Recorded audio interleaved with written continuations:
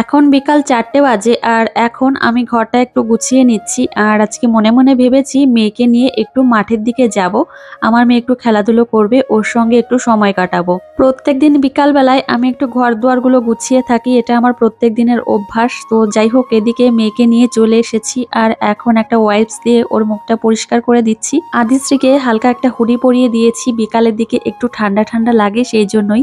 আর এখন ওকে একটু রেডি করিয়ে দিচ্ছি আর সুন্দরভাবে একটু সাজগোজ করিয়ে তারপর ওকে নিয়ে একটু বেরোবো। আর এই শীতকালে স্কিনের যা অবস্থা হয় সেটা আর বলার মতো না। যাই হোক, মেয়ের চুলে একটা ঝুঁটি বেঁধে দিলাম।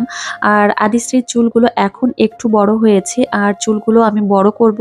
আর মেয়ে মানুষের চুলগুলো একটু বড় রাখলে দেখতেও বেশ ভালো লাগে। বরমশাই আজকে দুপুর থেকেই বাড়িতে নেই, এখনো পর্যন্ত বাড়িতে আসেনি, কখন আসবে কে জানে। তো গেছে ব্যারাকপুরে।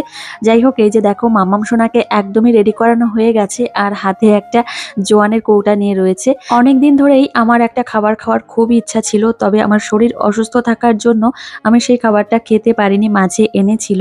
বিকালের পর থেকে ভিডিওটা আর কন্টিনিউ করা হয়নি। এখন রাত 9টা বাজে আর চলে এসেছি রান্নাঘরে আর সেই খাবারটা তোমাদেরকে দেখাচ্ছি।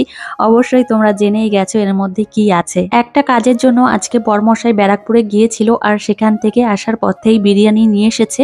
তো এদিকে মাটন বিরিয়ানি রয়েছে, এটা খাবে আমার বরমশাই, আর আমার জন্য চিকেন বিরিয়ানি নিয়ে এসেছে, কেননা আমি মাটন খাই না।